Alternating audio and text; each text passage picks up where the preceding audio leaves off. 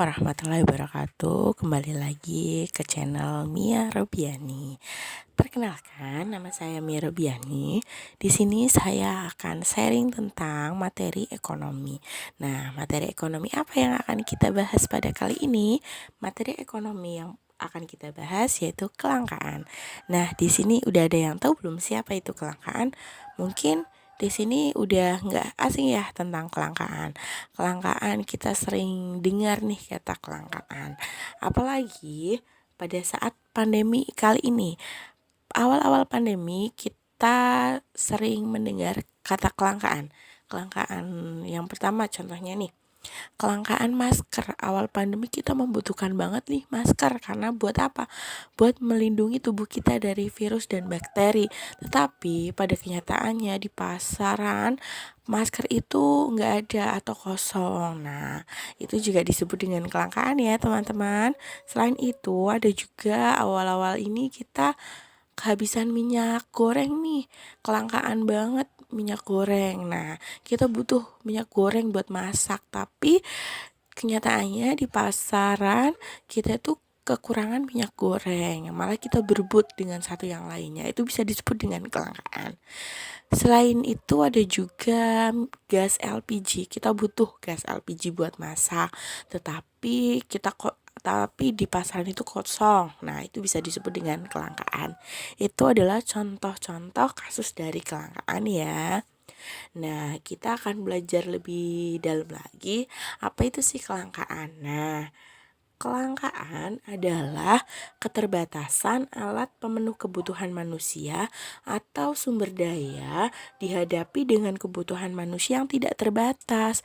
Jadi, kebutuhan manusia yang tidak terbatas tetapi alat pemenuh kebutuhan atau sumber daya yang ada itu terbatas, teman-teman. Seperti itu. Nah, itu bisa disebut dengan kelangkaan. Nah, kita belajar lebih dalam lagi nih, faktor-faktor apa saja sih yang mempengaruhi kelangkaan?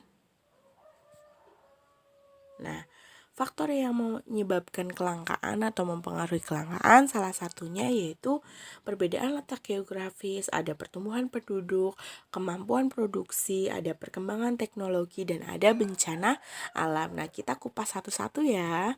Nah, di sini ada perbedaan letak geografis. Jadi, perbedaan ini itu menyebabkan kelangkaan sumber daya alam, dan untuk mendapatkan sumber daya yang tidak terdapat di daerahnya itu diperlukan pengorbanan yang lebih besar. Contohnya apa? Nah, di gambar ini ada pegunungan berkapur di Kabupaten Gunung Kidul itu sulit untuk mendapatkan air bersih.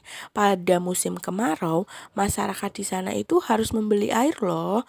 Berbeda dengan masyarakat di dataran rendah yang bisa mengambil air kapan saja. Seperti itu. Itu adalah perbedaan letak geografis yang mempengaruhi kelangkaan. Itu ya. Yang kedua ada juga pertumbuhan penduduk.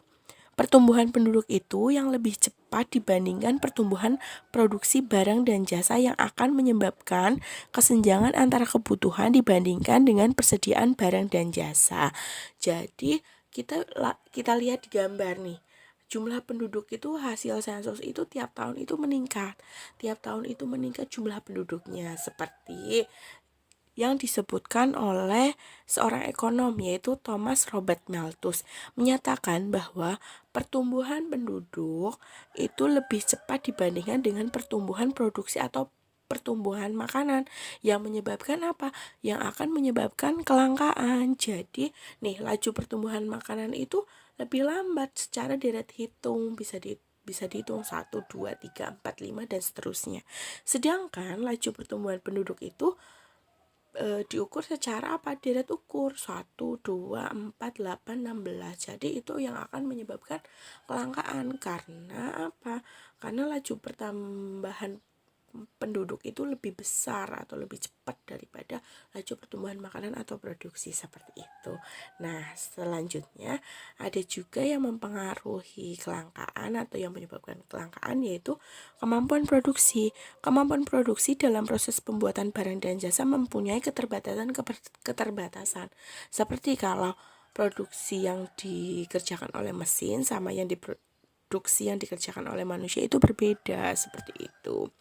Misalnya nih, tenaga kerja manusia juga membutuhkan masa istirahat, sakit, ataupun cuti. Selain itu, mesin-mesin produksi bekerja dengan kapasitas tertentu. Jadi, bisa dikatakan kalau memakai mesin itu lebih banyak hasil produksi yang dihasilkan, seperti itu. Nah, itu mempengaruhi kelangkaan juga. Selain itu, ada juga perkembangan teknologi. Perkembangan teknologi itu terbilang lebih cepat dibandingkan negara lain. Contohnya kalau negara maju itu lebih cepat daripada negara berkembang. Nah, kenapa? Karena teknologinya mungkin lebih bagus, nanti produksi yang dihasilkan lebih bagus, seperti itu. Itu mempengaruhi kelangkaan juga. Selain itu ada bencana alam. Bencana alam banyak sekali. Bencana alam dapat menyebabkan rusaknya sumber daya alam yang ada, baik korban, bangunan, itu kan nantinya rusak kalau ada bencana alam seperti itu ya. Nah, untuk membangunnya atau mengadakan kembali sumber daya yang rusak itu akibat bencana alam itu kan dibutuhkan waktu yang lama. Seperti itu. Bencana alam juga mempengaruhi sumber daya alam yang ada sehingga mengganggu pemenuhan kebutuhan manusia. Contohnya kalau kebakaran kan sumber-sumber daya yang ada kan hilang gitu. Nah, itu juga recovery-nya lama gitu. Nah, itu mempengaruhi proses produksi. Nah, seperti itu mempengaruhi juga kelangkaan. Seperti itu adalah tadi penyebab kelangkaan.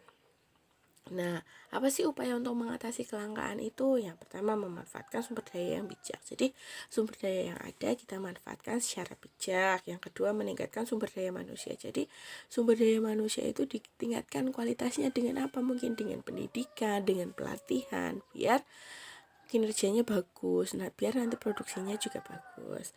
Yang ketiga adalah mengelola dan mendayagunakan sumber daya modal dengan tepat guna. Jadi, mengalokasikan keuangan dengan tepat guna. Nah, yang keempat adalah menyusun skala prioritas. Jadi kebutuhan apa sih yang pertama harus kita penuhi terlebih dahulu? Nah, itu.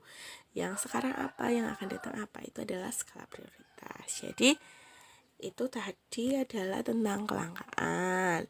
Ada penyebab-penyebabnya, ada upaya yang kita harus lakukan. Nah, terima kasih sudah belajar bersama saya. Bisa bertemu di lain waktu dengan materi yang lain.